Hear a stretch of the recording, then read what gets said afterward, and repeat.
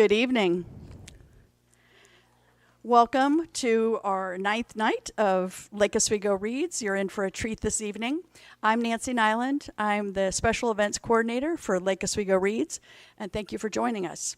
You've been hearing from us all month long, or at least these 8 days. Now it's time for us to hear from you. This is, if you'll find these on the desk back there or at the front circulation desk, this is a quick survey that will let us and the city know what you'd like to see the library focusing on in the next 3 years. So please, it takes just about 90 seconds to complete and will be very useful for us. I'd like to thank our sponsors, without whom we would not be putting on any of these programs. First of all, the Friends of Lake Oswego Library. If you are a board member of the Friends of Lake Oswego Library, please stand up. Yeah, the Bowers. Thank you so much, and thank you for all of your work. The Friends donate between $50,000 and $60,000 per year so that we can put on programs at the library. We also can thank Lake Oswego Rotary, the City of Lake Oswego Sustainability Network, and the LO Review. I'm sorry, the Review now. There's information on the treat table in the back about the Friends. If you're already a member, thank you. If not, what are you waiting for? So membership cards are on that back table. And if you enjoyed a Swedish treat, you can make a cash donation. The box is back there. The Friends paid for those as well. Lastly, please silence your cell phone. As you will recall, Annie lost her phone in the IKEA. So our presenter this evening is Librarian Carissa Barrett. Carissa holds a BA in Architecture from Smith College and an MLIS from Syracuse University. She has worked at the library for almost 20 years. So if you'll look at her, she started when she was in kindergarten. She's our technology librarian, which means that given some time, she can figure out pretty much anything. Given a lot of time, she can read a book that starts at IKEA and create an entire event around it. You're in for a treat this evening. Please join me in welcoming Carissa Barrett.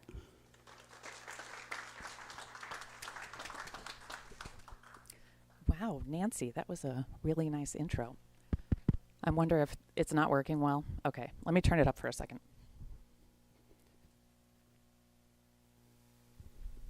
Am I getting any more volume from there now? I can always switch to the big mic. I just don't like holding that in front of my face. So I'm going to try to multitask with my slide clicker and my microphone, and I'll do the best I can. But if you find that I'm starting to lag with volume, just wave your hand and I'll switch to the other one. So when we chose this book back in the fall, I read it and I thought, wow, there's a lot of really heavy themes in this book. And I immediately thought about programming for Lake Oswego Reads. And in my head, I went, what can I bring to the program that might be a little lighter weight topic? And I thought, well, how about IKEA? I mean, I know IKEA as a company and a store. I know about their design sense. I know about their psychological mazes when you go to the store where you have to go through the entire thing without passing go to get to the exit. But I didn't know much, so I figured I'll pitch a program about the history of IKEA, and Nancy was gracious enough to accept. And so I proceeded to order a whole bunch of books about IKEA and about Ingvar Kamprad, who is the founder of IKEA. And you'll see this was my most used book, so there are probably over 100 flags in it, and that's only about halfway through because I realized it is a fool's errand to think you can summarize a 100-year-old company in 45 minutes. That's just not happening. So, because of that, I am renaming my presentation today, and you will get the early history of IKEA. There's just so much rich information about this man, about his family, about the company. There's economic history, there's social history, there's political history. It was just too much. So I'm going to walk you through Ingvar Kamprad's life up through the 1950s about. He got started very early, and there's a lot of material. So I apologize for the bait and switch. You're not getting the entire history. You're just getting the early history. But hopefully that'll be sort of a teaser what do they call those when they have a television, a cliffhanger? And you'll want to go and get all these books that I ordered out of the library so you can finish the story. All right. So now that you know you're getting the early history, we are going to be starting in the 1920s. So I have multiple computers going here. Try to get everything operating. Get my notes going. Okay. So the seeds of the company were planted by Ingvar as a child growing up on a rural farm in Sweden. He was born in 1926. And what I learned, one of the things I learned in getting ready for this presentation, is that IKEA is actually an acronym. The first two letters, IK, standing for Ingvar Kamprad. And he is pictured here at the right with his younger sister Kirsten as a child. The E in IKEA stands for Elmteryd, and that is the name of the farm that his paternal grandparents owned and that he ended up living at with his family as he was growing up and into young adulthood. The A is for Agunnaryd, and that is the name of the village where that farm is located. As of 2010, the village of Agunnaryd had 220 residents. That's it. And so you can imagine in the 1920s how many people lived there. Probably not very many, but he did spend the bulk of his childhood there. They had 220 residents, but I also read they had one school, one supermarket, and somehow 4 football teams, which I find hard to believe with 220 residents, but you now know literally what IKEA stands for. Let's dive a little bit more into the subject and topical. So, it cannot be understated how much Ingvar's family shaped and influenced his philosophy and his path in life. His nuclear family was composed of himself, his younger sister Kirsten, and his parents, Berta and Feodor. Now, Ingvar's paternal grandparents, so that would be his father's parents, emigrated to Sweden from Sudeten, Germany in the late 1890s. We're not really sure what inspired them, although one theory was that his paternal grandparents are named Achim and Francisca, but she went by Fanny. So Fanny and Achim emigrate to this small village in Sweden, and what they arrive to is a farmland that they purchased out of the back of a hunting catalog, a hunting magazine. So sight unseen, they buy this land out of a catalog, which is some foreshadowing because their grandson would then build his empire on mail order purchasing. But it seems wild to me that you would buy a parcel of land not having seen it and uproot your life and move to another country.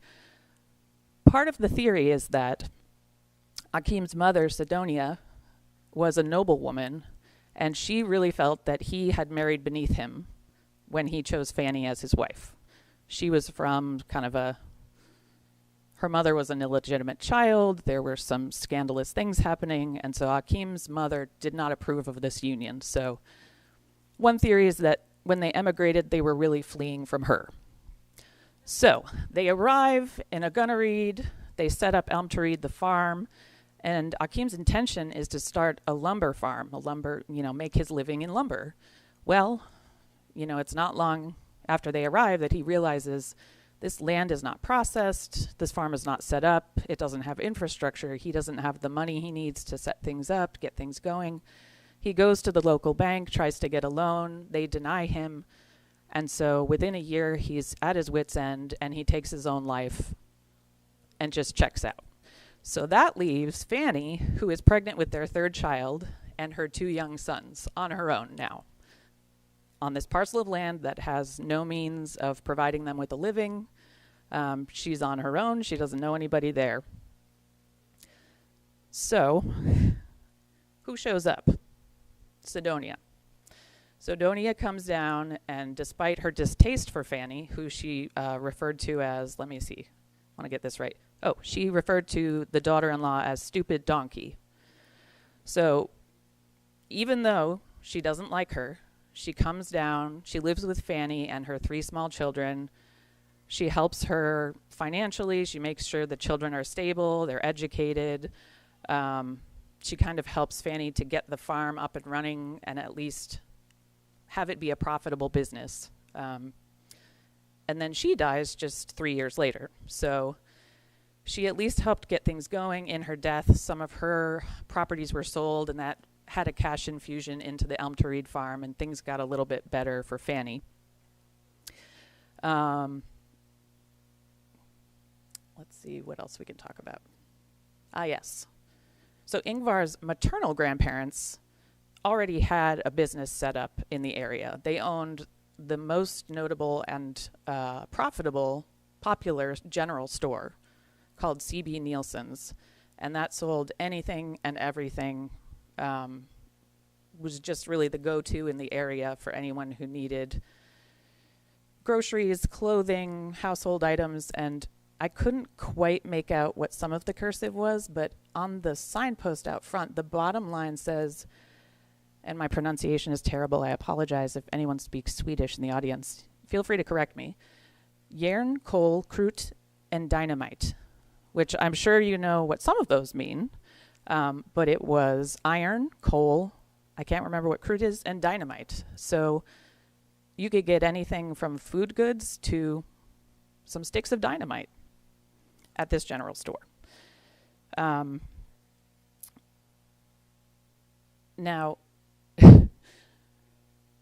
Akim's mom is not psyched about Berta, excuse me, now I'm getting confused. Ingvar's maternal grandparents, Fanny, who is his paternal grandmother, doesn't love his father's new wife, who is the daughter of Carl Nielsen. However, she understands that it's a good match just because Mr. Nielsen is prosperous, he's well known, he's respectable, and so she acknowledges that this is a marriage that is worthwhile, even if she doesn't love this woman. So, when Ingvar's father, Feodor, marries his mother, Berta, in 1925, they move to a separate farm that his mother inherits as a wedding gift from her family. And so at this point, Ingvar's father, Feodor, go back to him. So Ingvar's father, Feodor, once the family gets started, is driving back and forth between his mother's farm and his wife's farm, trying to make sure both are taken care of because he doesn't want to do wrong by either woman, and they're both quite formidable women. So he needs to do what his mother says, but he also needs to take care of his new family. So he's driving 20 kilometers back and forth with a horse and cart between these two farms several times a week, if not every day, trying to operate these two households. And in 1933 decides, okay, this is too difficult. We're going to just move to Elm to Reed. So they decide they're going to move to his mother's farm, and they're all going to live there together. Now, neither of Fanny's sons wanted to be farmers. So she, at this point, has been widowed. She's got 3 small children, 2 sons and a girl. One of her sons is Feodor. The other is Eric. So Feodor accepts that she tells him, you've got to be a farmer. You have to help me take care of this place. And the quote from the book was, his mother's word became law, and he was her obedient tool. That was it. His brother Eric falls in love with a woman who works at a bank in another town, is desperate to set out into the world, does not want to be a farmer. His mother says, too bad. You're my other son. You have to be here and take care of this. Well, unfortunately, he decided to go the same direction as his father. He took his own life and checked out. So at this point, we have Fanny and Feodor and his family, because she has lost her husband, she's lost her other son. There wasn't much about her daughter in there, but they are now all living on the Elm to Reed farm in the 1930s. So from here, we can talk about what life was like for Ingvar as a child. What environment he was in. So he's spending a lot of his time on the farm at Elm to Reed. I'm going to read a passage for you here from the book. The main character in this book, that's Ingvar, grew up in a frugal but by no means poor home among people who loved him. The background was dramatic, the people surrounding him recognizing his imaginativeness and joie de vivre, and also providing him with exciting role models, though also some politically misleading ones. They're referring to Hitler.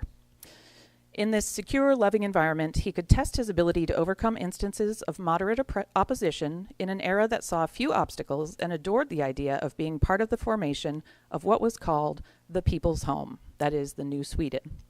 And so the People's Home becomes a theme in what Ingvar hopes to accomplish as a businessman. He had no shortage of influence and inspiration around him when he grew up. He saw successes and failures, business ventures, agriculture, people from all walks of life. When he was at the farm, it was busy all the time. His parents were there, his grandmother was there, his sister, his aunt, dozens of other hired hands at the farm, cousins.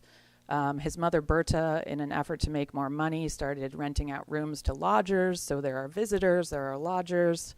And then the other part of his time, he's spending at the Nielsen General Store.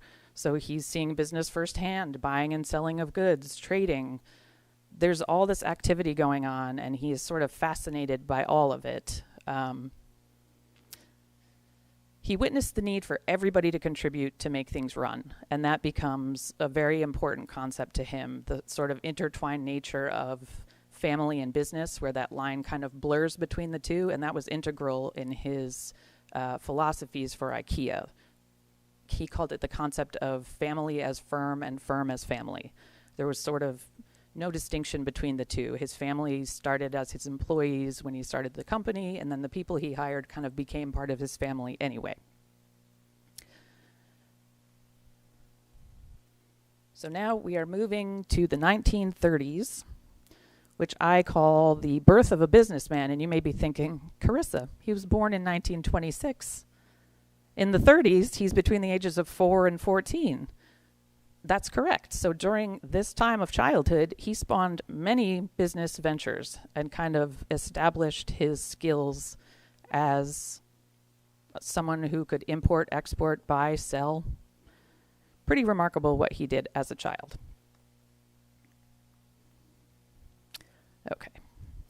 So while there was frequently a shortage of money on the farm when Ingvar was growing up, there was never a shortage of support, ingenuity, frugality, innovation, resourcefulness, particularly from his mother and his grandmother. Now, it's interesting to note that Ingvar was pretty severely dyslexic. He didn't have the best success academically in school. He struggled a lot. But he had this mind for business and this understanding of trade. So at the tender age of 5 is when we hear about his first business venture. He convinces his aunt to purchase 100 boxes of matches for him from a bazaar in Stockholm. And the whole lot of boxes, 100 of them, cost 88 öre. And that is basically the equivalent of a penny. So Ingvar then went and sold these matches at a markup. And he is 5 at this point, so he's just wandering around selling boxes of matches to people at a markup. So between 2 to 5 öre a box, earning himself a tidy sum for someone who's basically in kindergarten. And that feeling, that exhilaration of making money at such a young age, like, had him hooked. He just became obsessed. So he starts with matchbooks, and that turns into catching fish and selling those to local merchants. Then he's picking berries, he's selling the berries. He switches to Christmas cards and garden seeds or whatever his family will help him purchase and get by mail. And so he's walking from house to house, or he's in town at the general store and he's selling to people in town, whoever would listen to his pitch. So eventually he's using a bicycle for deliveries. He makes enough money to upgrade that bike to what he calls a racing model. Not really sure what that means, but that allows him to sell to a broader range. And then he also purchases a typewriter for himself. And this is all by the age of 10. So here in this picture, Ingvar is kind of in the foreground there in this fishing boat. You know, fishing on the nearby lake was a common, activity, and he just turned it into a profitable venture. So selling becomes an obsession. As a small child, he recalls understanding the thing that stood in the way of all of his family's business ideas and advancements was money. His grandfather couldn't get the business started, couldn't get money for it. That was the end. His dad continues to struggle. If you'll permit me another story time break.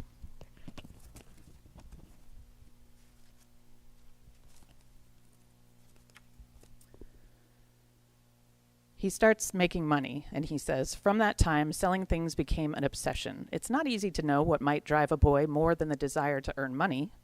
The surprise that you could buy anything so cheaply and sell it for a little more. But I remember walking in the meadows with my father, Feodor, who had had training in forestry. I was 10, and we came to a place at which he said, 'I'd like to make a forest track here, but it would cost too much.'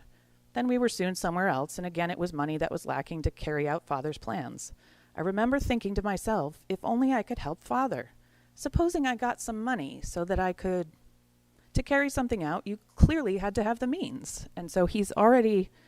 The wheels are turning there. He's seeing the connections between buying and selling, making money. He's seeing the adults trying to improve their business and they don't have the money. So the wheels are turning very early on in Ingvar's head. I also liked this picture from the IKEA museum. He had this little box from a deck of cards, and it's hard to see in the picture, but it says Fiskekassen in handwriting on the top, which apparently stands for fish box, and he would keep his little profits inside this little box. Okay, so we are now moving into the 40s. In the 40s, we see Ingvar moving from his teens into young adulthood. He's taking steps to experiment with and expand his business ventures, try out some new ideas.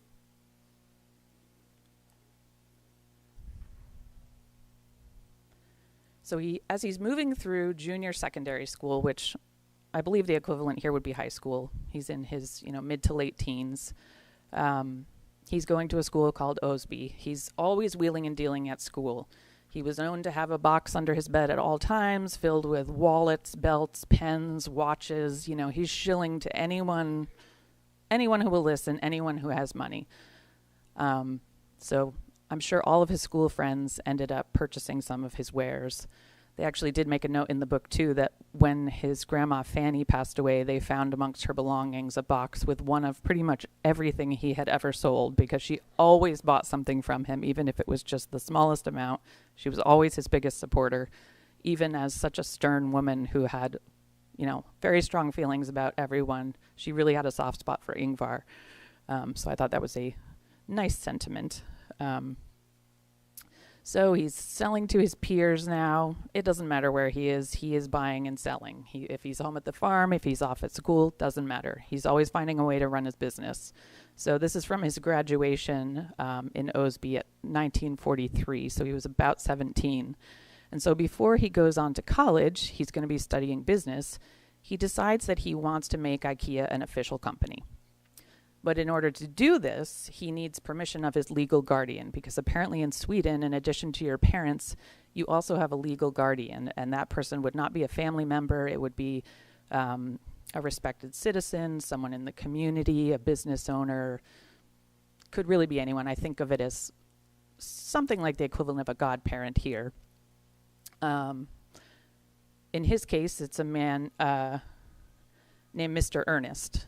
And so Ingvar rides his bike over to Mr. Ernest's house to request permission to register his business. And so, bless his heart, Mr. Ernest sits down with him, hears him out, does not understand at all why Ingvar wants to do this. He's like, okay, you're going to register a business, and what are you going to do with that? You got a piece of paper and a name, but I don't get it. You're a farmer. That's... And so, even though he's mystified by Ingvar's intentions, he signs off on the proposal, lets him go ahead with it. So Ingvar fills out this form, mails it to the officials with 10 kroner, which is basically $10. And as of July 28th, 1943, IKEA is registered. So you can see in this book right here, I did a little translating with the help of the internet, and apparently when a business was registered, they would have to post it in the local newspaper and then in the general newspaper. And so these dates are which days in 1943 they did that. And basically the text over here just says that Ingvar Feodor Komprad from Elm to Reed Gonna Read is registering this business. It has the same address. It's called IKEA, and he is the owner. So with $10 and a form, he now has a business. So let's move on to what he does after high school. After he's established the company, he starts his studies at the School of Commerce in Gothenburg. And this is where he really gets a chance to work with professors and subject experts and dig into that question of the cheapest and simplest way to deliver goods from the factory to the consumer. This is a question he mulls over for his entire career. There's so much focus on streamlining manufacturing, but no one is talking about how do we get the goods from the factory to the consumer the cheapest way possible. This really intrigues him. I have another passage for you in which he talks about going to the library, so I decided I had to read it. In college, in the school library, I found trade papers with advertisements for exports and imports, and in very halting English, I wrote to a foreign manufacturer, whose general agent for pens I then became. Direct import was a way of fixing the lowest possible price. So Ingvar is going to the library, paging through these trade papers, and just the equivalent of a cold call in a letter saying, "Hi, I'm Ingvar. I don't think they probably know he's 17. And he's importing pens from these manufacturers, becoming their regional salespeople of these pens, all out of his dorm room probably. Fountain pens were the first major element in the stock I was now building up in my firm. I could import 500 at a time at a very low price. Then I took the train to various places in South Sweden, went into tobacconists at home around Almholt, and I also advertised my goods for mail order." So he's traveling on foot, and he's also putting advertisements in the paper for people to order by mail. Very resourceful. He's doing very well for himself at a young age. He is, if nothing, an opportunist. So in 1945, when he begins clerking for the Forest Owners Association, he actually gets permission from the CFO of the company he's working for to supply them with files, like file folders.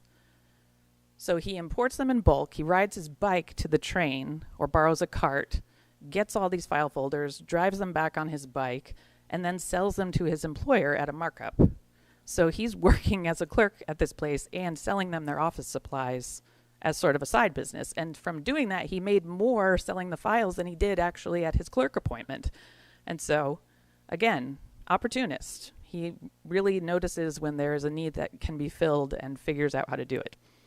In 1946, the next year, he's completing his national service in Sweden in a town called Vaxho, I think. And his commanding officer, which this seems absolutely unlikely to me in this day and age, but his commanding officer allows him to have extra hours of night leave.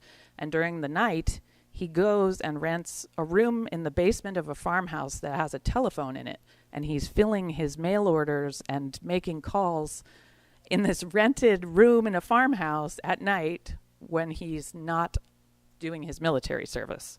So burning the candle at both ends, and very nice of his commanding officer to let him leave and do that at night. So he's processing all the mail orders, he's placing advertisements for his current stock, and in all these cases, his family are usually the ones helping to pack and ship all of these products from the farm at Elmteryd.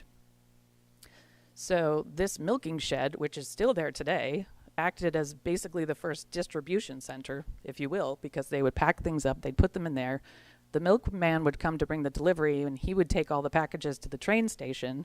And so he's doing double duty until he decides he's done with that, because at a certain point, the business gets so large that the milkman is like, forget it, I'm out.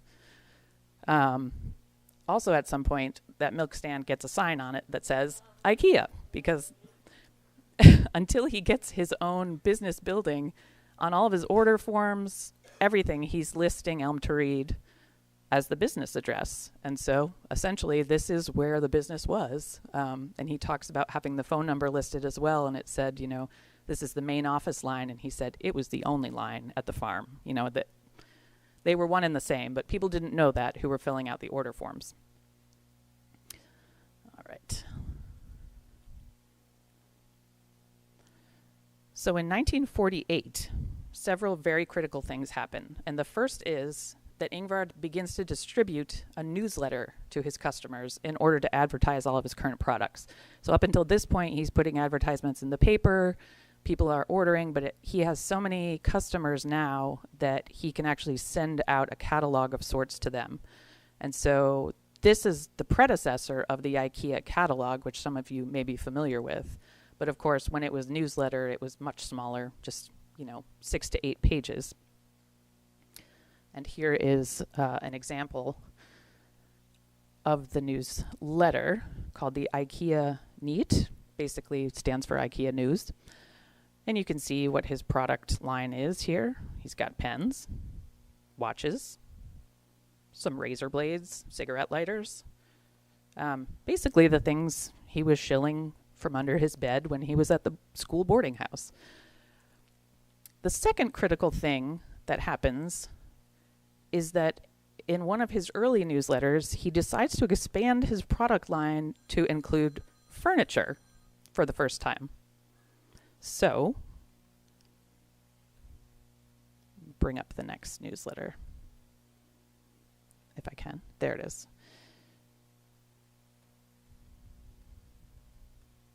Here's the front of one of those later newsletters. He's now got things like briefcases, so the things he's selling are increasing in value and variety, but that fateful move is when he starts to showcase furniture.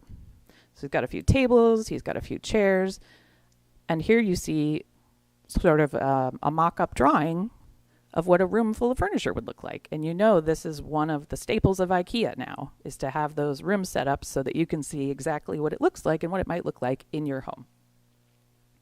So that was something that started very early on in his newsletter. I'm not sure if this last page was something that he would include when he mailed it out or not.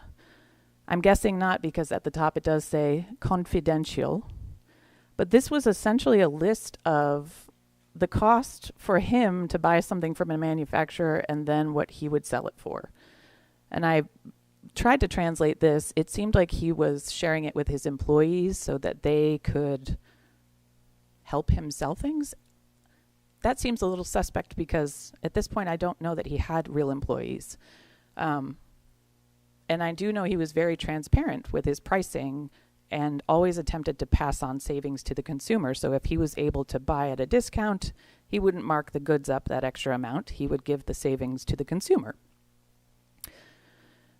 All right, so he puts furniture in. This furniture is all made by local joineries and workshops, and it sold like gangbusters. The sales were so extensive that he couldn't rely solely on his family anymore to help process orders, so he had to hire his first paid employee, whose name was Ernest Ekstrom.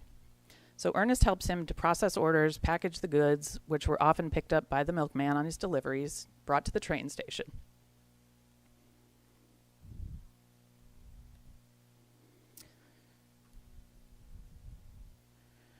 In 1949, the next year, saw Ingvar's first mass mailing. So he's been sending out this newsletter to his previous customers, but at a certain point, he puts a supplement into the Farmers' National Weekly paper. So this is going out to every farm in Sweden.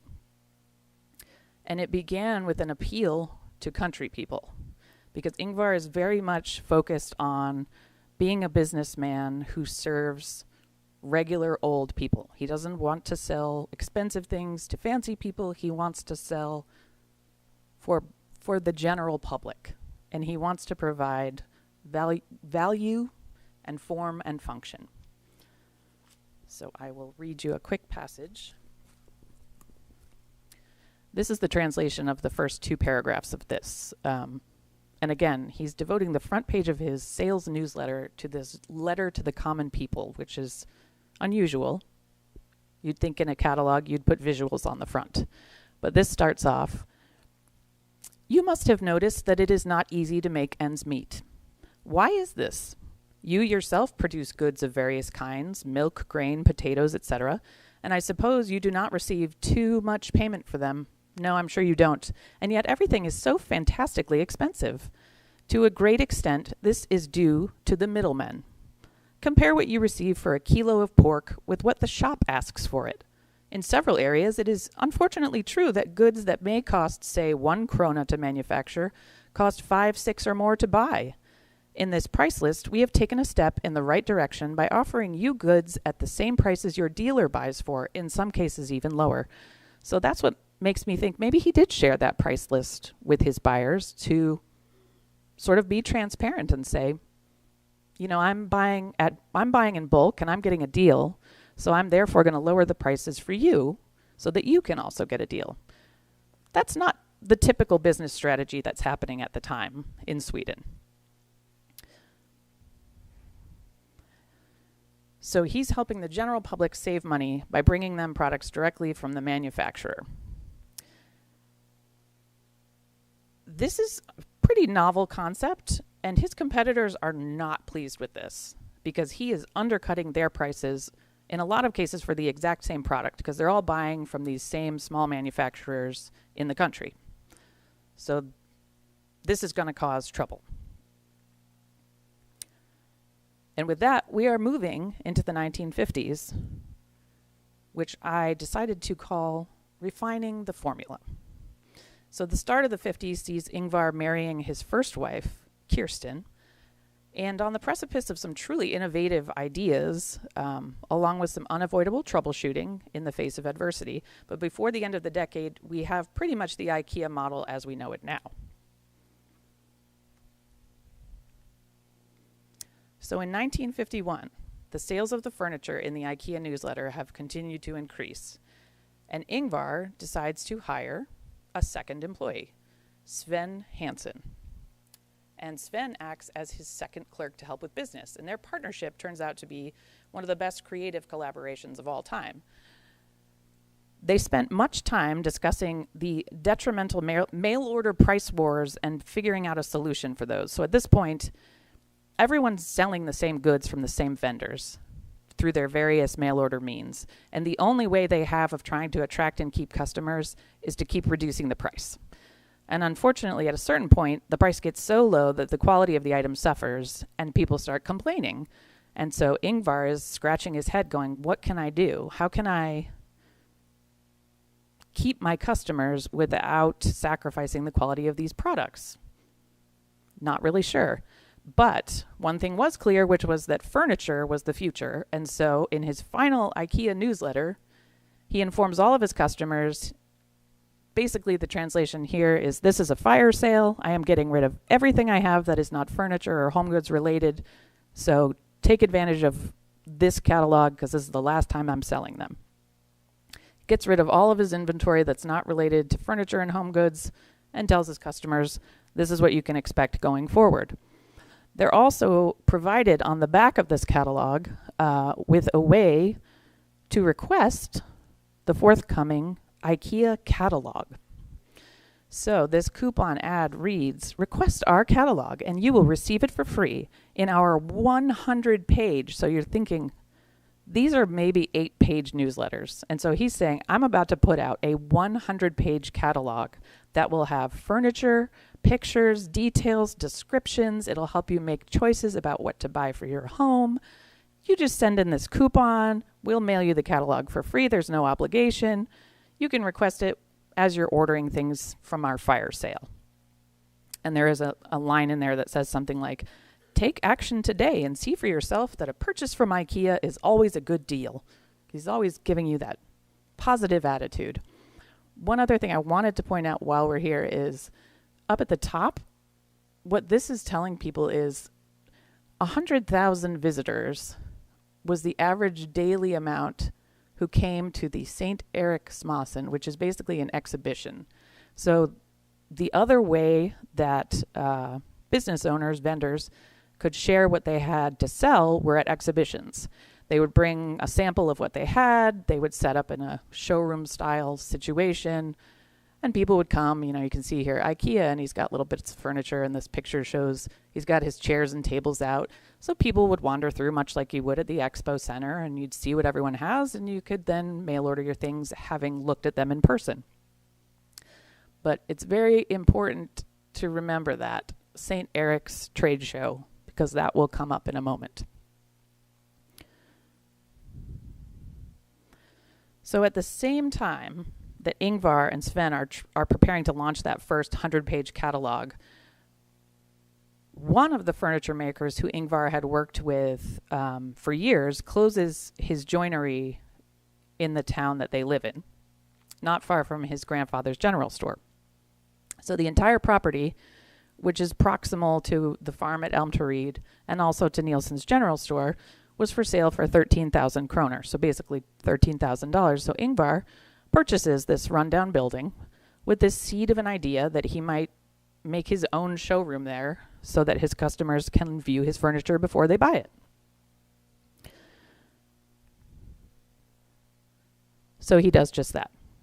He and Sven go in there, they're scraping the floors. I mean, this was a factory before. They repaint the walls, they put new windows in, they put beadboard on the walls, they put in these curtain partitions, basically turn it into sort of what you think of IKEA now. Little displays of furniture and room setups so that people can come through and take a look at everything.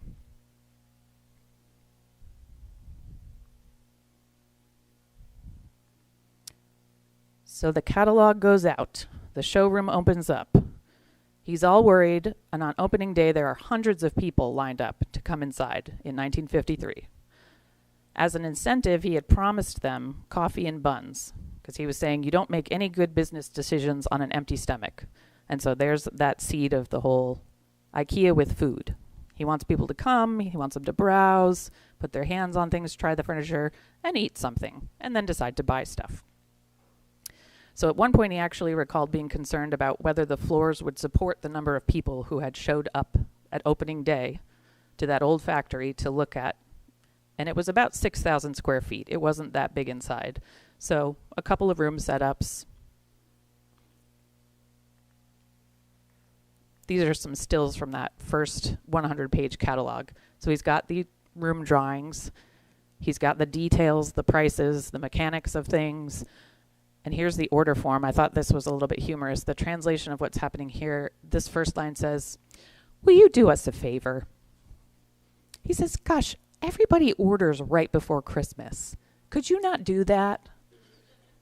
Very kindly and politely and reasonably, he explains, if you give us a little more time, we can get everybody their goods when they want them. So if you know you're going to want something for Christmas, could you just tell us maybe 6 weeks ahead of time?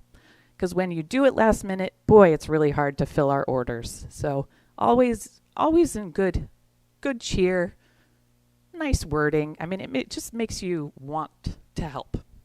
So he always had that kind of attitude in his publications.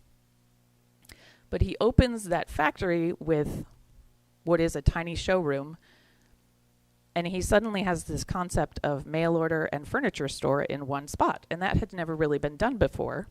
And so this brainchild of Ingvar and his second employee, Sven, was really a roaring success. There were people coming from all over Sweden with catalog in hand. They had circled the things they liked. They wanted to go through the store and look at them, touch them. And in this first exhibition area, he actually brought in some competitors' products so that people could see the quality difference and be convinced that spending a few more kroner was actually worthwhile, because when you compared the quality of the items, it was clear, oh, I'm actually getting something better for my few extra dollars than paying the lowest price. That's not always the best option. And so again, his competitors are not happy about this. They do not like that he is making a display and demonstrating to folks why their products are not worthwhile. So, I'm sorry, I think my battery might be going in and out on this, but by the second year that showroom is open, they have done 3 million in sales. The next year that doubles to 6 million. And by 1956, they have 30 employees working for them. So this showroom has really just been a wild success. And so they're thinking, what happens next? So between the opening of that showroom, which was in 1953, and the late 1950s, Ingvar is navigating some turbulent waters as a business person. The post-war conditions in Sweden had provided opportunities for people to elevate their standard of living in a number of ways. This came in the way of newly built housing, low-cost loans, democratic government, modernization. People were leaving the countryside and looking to establish homes in cities and suburbs. And I read that in the decade and a half after the Second World War ended, Sweden built 1 million new apartments. So there are all these homes. There are ways to buy them. And all of these families are wanting to furnish their new apartments cost effectively and with nice products. I thought it was very interesting that the Swedish Housing Authority was telling people what standards there were in having a home and what was a good enough home to have, what it had in it. They called it a publication they called Good Housing. So you might be interested to know what the Swedish Housing Authority thought constituted good housing. Their publication set the regulations for minimum living space. It outlined the requirements for every room and every part of a dwelling, the utility room, kitchen, hall, and so on. And the idea of the people's home enfolded everything and everyone into its regulated embrace. The state gave advice on furniture, on life, on health. Discussions were held on how the country was to maintain its level of consumption at a time of downturn in trade. Items of furniture such as beds, chairs, and tables were considered the most important goods. So even the government is saying you should buy some quality furniture for your new home. So at this point, tens of thousands of people are coming to this showroom to see everything that Ingvar has. And he's really developed quite a name for himself. Exponentially more successful. However, this is the cover of the 1955 IKEA catalog, and the translation of what's on the lower left is "Dream home for a dream price." Since opening his showroom 2 years earlier, his success is undeniable. Unfortunately, it was angering not only his mail-order business competitors, but the furniture industry itself. And so his enemies start smear campaigns. Someone else put in a newspaper, "If your dream house at a dream price becomes an overpriced magpie's nest, you should come to us next time." Suppliers are refusing to do business with him unless they can make deliveries at night in unmarked vehicles. They're using fake addresses. Others would only provide them with furniture that was exclusive to IKEA. So they're saying, we'll sell goods to you, but you've got to make changes to the design because we're not selling you anything that's the same as what we're selling to these other people. He gets banned from trade shows altogether. So that St. Eric's trade show that he had put in his catalog, they won't even let him come anymore. So what does he do? He starts a bunch of new companies under other names. One for exporting furniture, one for carpets, one for mail-order home service, one for mattresses. And anytime they say IKEA can't come to this trade show, he sends one of the other companies with a different name in. Basically is like, well, it's not IKEA. It's this other company called, Small Goods or whatever it is. And when they ban him as a private citizen from coming into the exhibitions, his friend drives him in the boot of his Volvo under a carpet and basically smuggles him in, and they don't have the guts to kick him out when they see him walking around. But it doesn't matter what they throw at him. He's going to figure some way around it. And at this point, the National Association of Furniture Dealers has let their suppliers know, if you work with IKEA, we will not do business with you. So it's nationally, he's getting blackballed. And some suppliers caved, some didn't. It's depended on their size. But even with all these boycotts and bans, he is selling enough to have difficulty filling his orders. And so he's like, all right, what am I going to do? Supply and demand here. At a certain point, the National Price and Cartel Commission and the Monopoly Commission get involved. They're trying to intervene. But again, if IKEA gets banned somewhere, he sends one of his other companies with a different name. If he can't go to the big trade shows, he's going to these small fairs in the country. They try limiting the number of visitors can go to these things or the number of days people can visit. They prohibit him from displaying his prices at all. He can put his goods out, but he can't tell anyone what they cost. So eventually all these roadblocks start affecting the other businesses. So they're like, okay, hold on a second. You're restricting the people from coming. We're not getting business anymore because you're trying to shut this guy down. This is not working. However, it becomes less of a problem because he's got his own showroom now. Things are so successful that he realizes, I've got to expand. I need to open a larger facility because business is booming. So I'm going to open a bigger showroom. So nothing is more evident about Ingvar Kamprad as his belief that you should regard every problem as a possibility, because over and over again, that is what he is doing. In the mid-1950s, when all of this is happening, he hires a draftsman named Gillis Lundgren. And initially, Gillis is helping with illustrations for the catalog, photo shoots of the products, furniture setups, some design modifications for the manufacturers when they refuse to sell him goods that are the same as someone else's. And there's stories that differ. It was either because Gillis and Ingvar were photographing furniture for a layout and they had to then rebox that furniture afterwards. And Gillis was upset that it was so hard to put this table back in the box and put it all back together. Or it's that when he was putting the table back in, he broke the legs right off trying to get it in the box and then said, why don't we just sell this with the legs off? Like, why are we selling this with the legs on? This is ridiculous. And so therefore, that flat pack idea is born. And they think, oh my gosh, if you sell your furniture disassembled, your customer can buy more of it. You have less damage in shipping. You can store more of it. Like, this is really a serendipitous idea. And so I did notice at the last minute that if you look at this drawing right here, it's signed Gillis. And so that's actually the Gillis who really had the idea for that flat pack furniture. So this partnership turned out to be lightning in a bottle. This guy is quick on his feet. He can draw designs and specifications on the spot because he's a draftsman.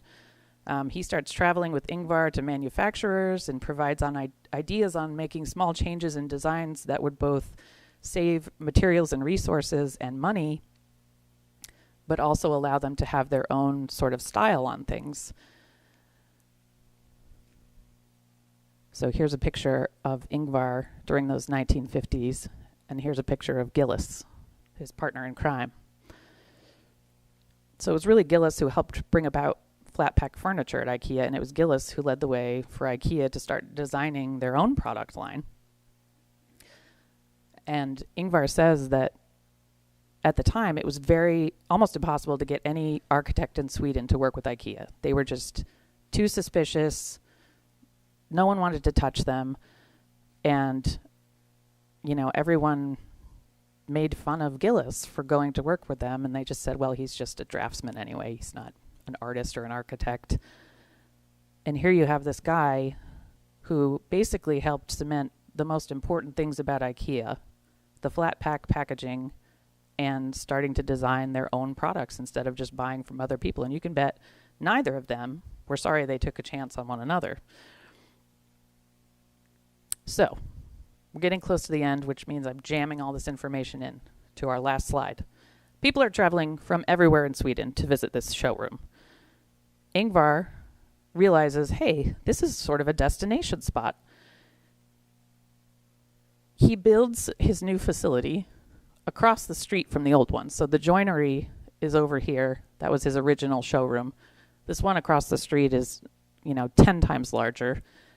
And this building right here is the general store, his grandfather's general store. So he actually turns this into an inn and restaurant. And so now he's got the roots from both of his families going into his new business. He's got his first showroom in this factory that used to sell him furniture when he was a mail order salesman. Now he's building this huge second showroom, which actually is also a store where you can buy the products from. And he's turned his grandfather's general store, which he bought from his uncle, into an inn with a restaurant and everything. So people are traveling from all over the country to buy this furniture, to furnish their new homes. So he's making deals with the railroads to bring people in to travel cheaper. If they furnish their home, he's putting them up for a night at the inn and giving them dinner. It's just wild how all of this sort of swirled together. People can come to this store. They can see all the furniture. They can buy it. They can leave with it that day in efficient boxes, transportable flat packs. And, I mean, you can tell from the parking lot here, he's not having any trouble getting business. I mean, when he opens that big store, the line is around the block. It's constantly full of people. It's dynamite. I mean, everyone loves it. So, due to timing, this is where I'm going to leave you. However, I haven't even gotten into expansion, production, working with Poland and Russia. There is just so much more to the story that I thought about offering this as a series. Maybe we would do design as one of the topics. Maybe we would do international expansion as another topic. If people are interested in that, there's potential. I see a few nodding heads. I'll think about it. One interesting thing I will leave you with is, if you look at these V-shaped supports here on the very large expanded warehouse, you'll see them here because that building in 2015 got transformed into the IKEA museum. So it has been pretty much the same in design and structure since 1958 when it opened, except now it is repurposed as the IKEA museum. I was going to end with my Reading Rainbow tagline, which is, you don't have to take my word for it. You'll have to read about it in one of the resources I have listed on my resource list, which you can get from this QR code. I will also have it on the website on the event page for this talk. I ordered so many books that haven't been added to the catalog yet that I could not put them on the list. But this list does have all the books that I added to the collection about IKEA. This one most significantly, which just is so rich in family stories.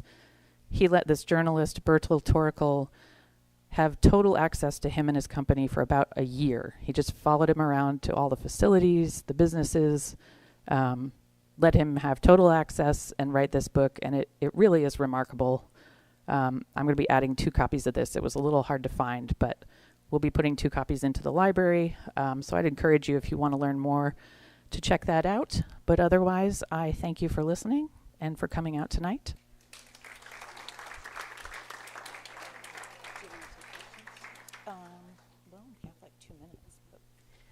We have 2 minutes for questions. Does anybody have a question? And we're using the microphone because we are being filmed. More a comment. I'm sure they did not have 4 football teams because football didn't exist in Sweden. But I'm also sure they had 4 soccer teams because they started very, very young and everyone played soccer. That's all they did out there in the countryside. Okay, yes, that makes sense.